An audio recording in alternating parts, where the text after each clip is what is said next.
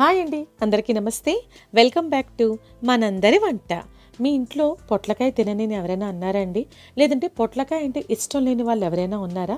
అలా ఉంటే గనక ఒక్కసారి ఇలా చేసి పెట్టండి పొట్లకాయతో. ఇంకెప్పుడు పొట్లకాయ వద్దు అని అనరు. మరి అంత బాగుంటుంది. మరి రెసిపీ చూద్దామా? ఇప్పుడు ఒక పొట్లకాయ తీసుకున్నానండి. దాన్ని ఇలా చిన్న ముక్కలుగా కట్ చేసుకుని ఇలా ఘాట్లు పెట్టుకోవాలి. ఇది చాలా లేతగా ఉంది చూసారా?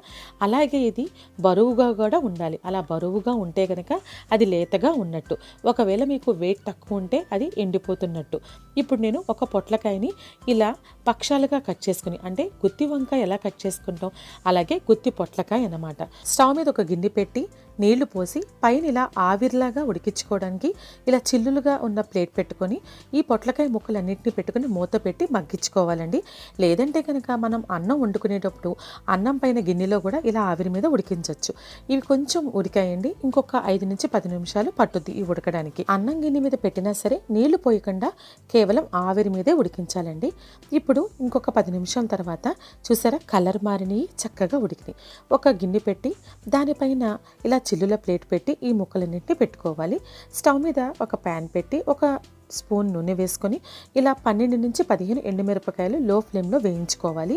ఇవి చల్లారిన తర్వాత ఒక మిక్సీ జార్లో తీసి అలా ఉంచుకోవాలండి.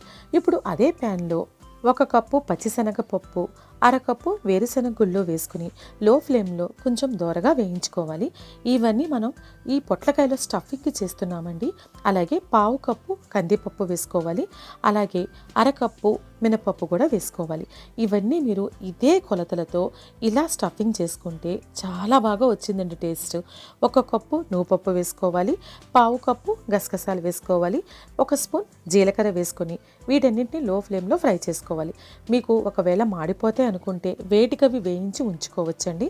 అలాగే కొంచెం చింతపండు కూడా ఇలా డ్రై రోస్ట్ చేసుకుంటే మీరు ఇలా పొడి చేసి పెట్టుకుంటే ఏ కూరలోకైనా ఉపయోగపడుతుంది. అందుకని చింతపండు కూడా తేమ లేకుండా మనం ఒకసారి ఫ్రై చేసుకున్నాం కాబట్టి చాలా రోజులు నిల్వ ఉంటుంది. రుచికి సరిపడా ఉప్పు వేసుకోవాలి. 1.5 స్పూన్ దాకా ఉప్పు పడుతుందండి. దీనిని 2 సార్లుగా నేను మిక్సీ చేసి పట్టుకున్నాను. ఇప్పుడు చూసారా, ఇలా పొడి పొడిలాడుతూ వచ్చింది. ఇదనమాట అసలైన కన్సిస్టెన్సీ. ఈ పొడిని మనం కూరకు సరిపడా కొంచెం తీసుకోవచ్చు. మిగతా పొడిని ఒక ఎయిర్ టైట్ బాక్స్లో పెట్టి నిల్వ చేసుకుంటే మనకి చాలా నెలల పాటే నిల్వ ఉంటుంది. ఎప్పుడైనా పిల్లలకి స్కూల్ టైం అయిపోతుందనుకో, అర్జెంటుగా మనం కర్రీ చేసేయాలి అనుకుంటే మూకుడులో నూనె వేసి బెండకాయలో దొండకాయలో చిన్న చిన్న ముక్కలుగా కట్ చేసుకుని ఈ పొడి పైన జల్లుకుంటే ఆహా ఎంత బాగుంటుంది. మీకు ఎంత తొందరగా వంట అయిపోతుంది. ఇంకొక ప్యాన్ పెట్టి 3 స్పూన్ల నువ్వుపప్పు నూనె వేసుకొని 2 పెద్ద ఉల్లిపాయలని ఇలా చిన్న ముక్కలుగా కట్ చేసుకుని లో ఫ్లేమ్లో ఫ్రై చేసుకోవాలి. ఇవి రంగు మారాలి అంటే మనం మళ్ళీ ఉల్లిపాయలని ఫ్రై చేయమన్నమాట. అందుకనే ఎంతవరకు ఫ్రై చేస్తామో అంతవరకు ఇప్పుడే చేసుకోవాలి. ఇవన్నీ ఫ్రై అయిన తర్వాత వీటిని చల్లారి పెట్టుకోవాలండి. మనం చేసేది ఈ గుత్తి పొట్లకాయ అనేది గ్రేవీ కర్రీ కాదు. నేనైతే ఈ పొడి ఒకసారి చేసి పెట్టుకున్నానండి. ఇంకొకసారి కర్రీ చేస్తున్నాను. మరి ఆ రోజు పొడి చేసి పెట్టుకోవడం వల్లే నాకు ఈరోజు కర్రీ చేయడం చాలా ఈజీ అయింది.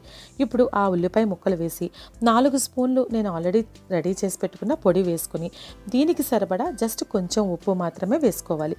ఎందుకంటే మనం పొడిలో ఆల్రెడీ వేసుకున్నాం. కానీ ఇప్పుడు ఉల్లిపాయ వేసాం కదండి, దానికి సరిపడా ఉప్పు మాత్రమే వేసుకోవాలి. చూసారా, నీళ్లు పోయకుండా ఇలా కచ్చా పచ్చగా మిక్సీ చేసుకోవాలి. అవసరమైతే మీరు కొంచెం నూనె వేసుకుని చేసుకోండి. ఇందాక మనం చల్లారి పెట్టిన పొట్లకాయ ముక్కలు ఉన్నాయి కదండి, ఆవిరి వల్ల వచ్చిన ఆ నీటిని ఇలా గట్టిగా పిండేసేయాలన్నమాట.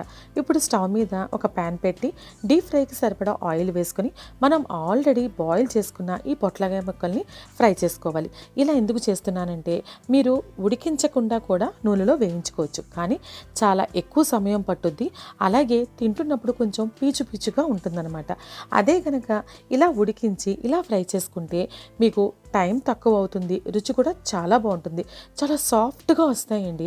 మనం వీటిని అన్నంలో కానీ లేదంటే పప్పు సాంబార్లో కానీ నంచుకుని తింటే చాలా బాగుంటుంది.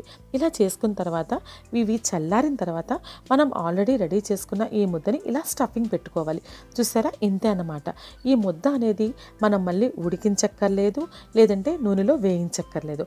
ఆల్రెడీ ఇందాక అంతా కరెక్ట్గా చేసుకున్నాం కాబట్టి ఇలా పెట్టుకోవాలి. ఇలా స్టఫ్ చేసే కూరలన్నిటికీ ఒకటే స్టఫింగ్ అనుకుంటారండి, కాదండి. ఒక్కో దానికి ఒక్కో టేస్ట్ ఉంటుంది.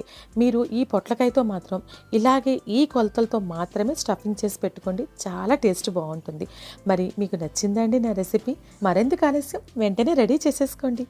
Thanks for watching.